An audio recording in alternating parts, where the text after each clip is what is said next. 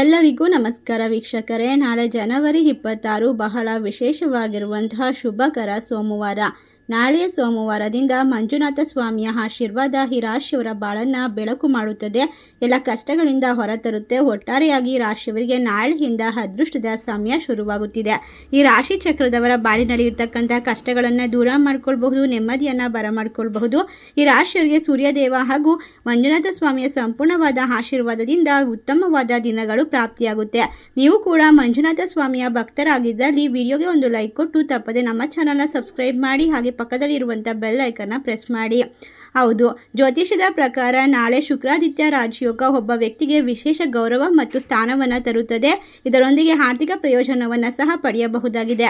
ಒಟ್ಟಾರೆ ಎಲ್ಲ ಗ್ರಹಗಳ ಸ್ಥಾನಮಾನ ಬದಲಾವಣೆ ಆಗ್ತಾ ಇರೋದ್ರಿಂದ ಈ ರಾಶಿ ಚಕ್ರದವರಿಗೆ ಅದ್ಭುತವಾದ ಭವಿಷ್ಯ. ಎಲ್ಲ ಕೆಲಸದಲ್ಲೂ ಕೂಡ ಲಾಭ, ವೃತ್ತಿ ಪ್ರಗತಿಗಾಗಿ ಈ ರಾಶಿಯರು ಉತ್ತಮವಾದ ನಡವಳಿಕೆ ವರವಾಗಿರುತ್ತದೆ. ನಿಮ್ಮನ್ನು ನಂಬಿ ಬಂದವರಂಥವರಿಗೆ ಯಾವುದೇ ಹೊಸ ಅಪಾಯವನ್ನು ತೆಗೆದುಕೊಳ್ಳಲು ಹಿಂಜರಿಬೇಡಿ, ಏಕೆಂದರೆ ಅದು ನಿಮಗೆ ಯಶಸ್ಸನ್ನು ತಂದುಕೊಡುತ್ತೆ. ಒಟ್ಟಾರೆ ರಾಶಿ ಚಕ್ರದವರಿಗೆ ಮುಂಬರುವಂತಹ ದಿನಗಳು ಹಣಕಾಸಿನ ಬಜೆಟ್ ಅನ್ನು ಅರ್ಥ ಮಾಡಿಕೊಳ್ಳೋಕೆ ಕಲಿಬೇಕು. ಬದಲಾವಣೆ ಅನ್ನೋದು ಹಠಾತ್ ಆಗಿ ಆಗುತ್ತೆ.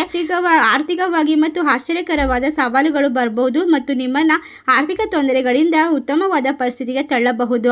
ಈ ರಾಶಿಯವರು ಏಕಾಗ್ರತೆ ಮತ್ತು ಜಾಗರೂಕತೆಯಿಂದ ಇರಬೇಕು. ದೈಹಿಕ ಮಾನಸಿಕವಾದ ತೊಂದರೆಗಳು ಕಡಿಮೆ ಆಗುತ್ತೆ. ಕೆಲವು ಆಲಸ್ಯ ಉಂಟಾಗಬಹುದು. ನಿಮ್ಮ ಮನಸ್ಥಿತಿಯನ್ನು ಕೇಂದ್ರೀಕರಿಸಿ. ಈ ರಾಶಿ ಚಕ್ರದವರಿಗೆ ಇನ್ನು ಮುಂದೆ ಅನಗತ್ಯ ವಾದ ವಿವಾದವನ್ನು ತಪ್ಪಿಸಿ ಮನೆಯಲ್ಲಿ ಶುಭ ಕಾರ್ಯವನ್ನು ಯೋಜಿಸಬಹುದು. ಕಚೇರಿಯಲ್ಲಿ ಹೊಸ ಯೋಜನೆಗಳು ಜವಾಬ್ದಾರಿಯನ್ನು ತೆಗೆದುಕೊಳ್ಳಲು ಹಿಂಜರಿಯಬೇಡಿ. ನಿಮ್ಮ ದಿನಚರಿಯಿಂದ ವಿರಾಮ ತೆಗೆದುಕೊಳ್ಳಿ ಮತ್ತು ಸ್ವಯಂ ಆರೋಗ್ಯ ಚಟುವಟಿಕೆಗಳಲ್ಲಿ ತೊಡಗಿರಿ. ಜೀವನದ ಏಕೈಕ ಒಂದು ಏರಿಳಿತಗಳು ಇದ್ದೇ ಇರುತ್ತದೆ. ಎಲ್ಲ ಕಷ್ಟಗಳನ್ನು ದೂರ ಮಾಡಿಕೊಳ್ಳೋಕೆ ಮನಸ್ಸಿನಲ್ಲಿ ಭರವಸೆ ಮತ್ತು ಹತಾಶೆಯ ಭಾವನೆಯನ್ನು ದೂರ ಮಾಡಬೇಕು. ಅಜ್ಞಾತ ಭಯದಿಂದ ಮನಸ್ಸು ತೊಂದರೆಗೆ ಒಳಗಾಗಬಹುದು.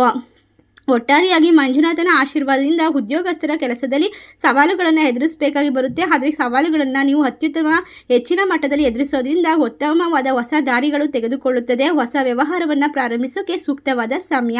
ಒಟ್ಟಾರೆಯಾಗಿ ಅನಗತ್ಯವಾದ ಚರ್ಚೆಯನ್ನು ತಪ್ಪಿಸಬೇಕು. ನಿಮ್ಮ ಭಾವನೆಗಳನ್ನು ನಿಮ್ಮ ಸಂಗಾತಿಯೊಂದಿಗೆ ಹಂಚಿಕೊಳ್ಳೋಕೆ ಹಿಂಜರಿಬೇಡಿ.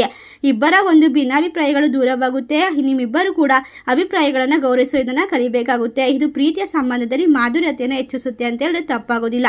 ಒಟ್ಟಾರೆಯಾಗಿ ಅನಿರೀಕ್ಷಿತ ಖರ್ಚುಗಳು ದೂರವಾಗುತ್ತೆ. ನಿಮ್ಮ ಹಣದ ಬಗ್ಗೆ ಜಾಗರೂಕರಾಗಿರಬೇಕು.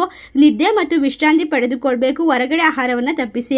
ನೀವು ಗಂಟೆಗಟ್ಟಲೆ ಒಂದು ವಿಶೇಷವಾದ ಸಂವಹನ ಅಥವಾ ಸಂಭಾಷಣೆಯಲ್ಲಿ ಕೂತಿರಬಹುದು. ನಿಮ್ಮ ಜೀವನದಲ್ಲಿ ಸಾಲ, ಅಪರಿಚಿತ ವ್ಯಕ್ತಿಗಳ ಒಂದು ಭೇಟಿ ಎಲ್ಲವೂ ದೂರವಾಗಿ ನಕಾರಾತ್ಮಕತೆಯಿಂದ ಸಾಕಷ್ಟು ದೂರವಾಗಿ ಉತ್ತಮವಾದ ಸಕಾರಾತ್ಮಕ ಬದಲಾವಣೆಯನ್ನು ಪಡೆದುಕೊಳ್ಳಬಹುದು. ಇಷ್ಟ ಲಾಭ, ಅದೃಷ್ಟವನ್ನು ಕಂಡುಕೊಳ್ಳುವ ರಾಶಿಗಳು ಯಾವ್ಯಾವು ಅಂತ ನೋಡೋದಾದ್ರೆ ಕುಂಭರಾಶಿ, ಕರ್ಕಾಟಕ ರಾಶಿ, ಮಕರ ರಾಶಿ, ಮೀನರಾಶಿ, ಮೇಷರಾಶಿ, ಧನಸು ರಾಶಿ. ಈ ರಾಶಿಗಳಲ್ಲಿ ನಿಮ್ಮ ರಾಶಿ ಇದ್ದರೂ ಇಲ್ಲದಿದ್ದರೂ ಭಕ್ತಿಯಿಂದ ಓಂ ಮಂಜುನಾಥಾಯ ನಮಃ ಎಂದು ತಪ್ಪದೆ ಕಮೆಂಟ್ ಮಾಡಿ ನಮ್ಮ ಚಾನಲ್ಗೆ ಸಬ್ಸ್ಕ್ರೈಬ್ ಮಾಡಿ. ಧನ್ಯವಾದಗಳು.